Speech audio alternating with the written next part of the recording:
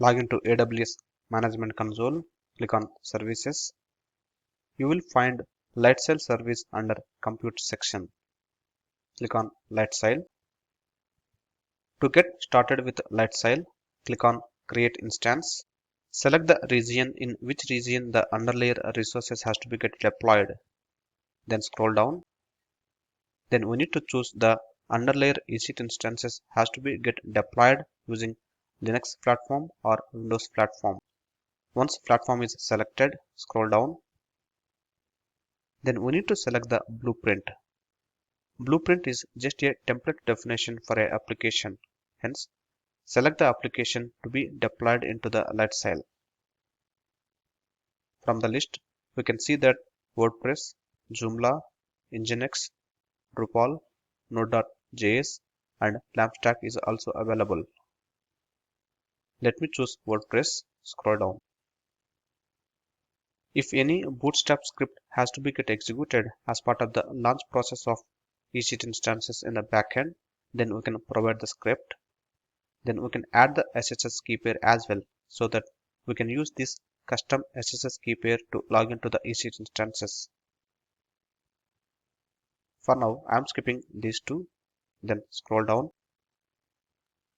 As discussed in the previous lecture, LightSail will allow you to choose the instance plan. Instance plans will provide you fixed pricing per month.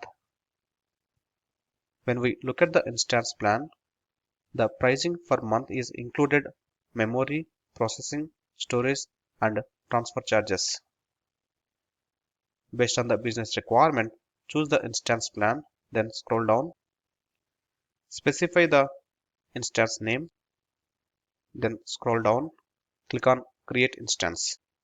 Now we can see that WordPress application has been deployed. Let me click on the WordPress application to see more details about this deployment. We can see that what is the private IP has been allocated and the public IP.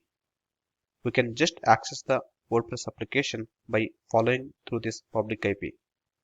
Let me copy the public IP and browse through.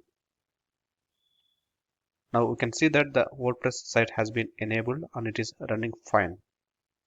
To manage this WordPress site, we can click on Manage and follow the instructions listed here to log into the WordPress site as an admin and do the necessary changes as per the business requirements.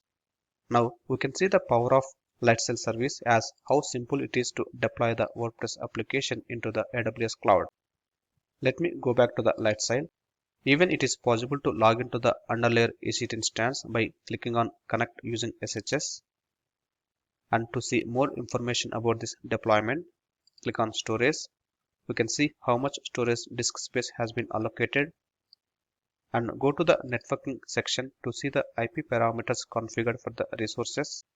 Even it is possible to manage the WordPress application from the console itself. We can stop the application, we can reboot the application as well.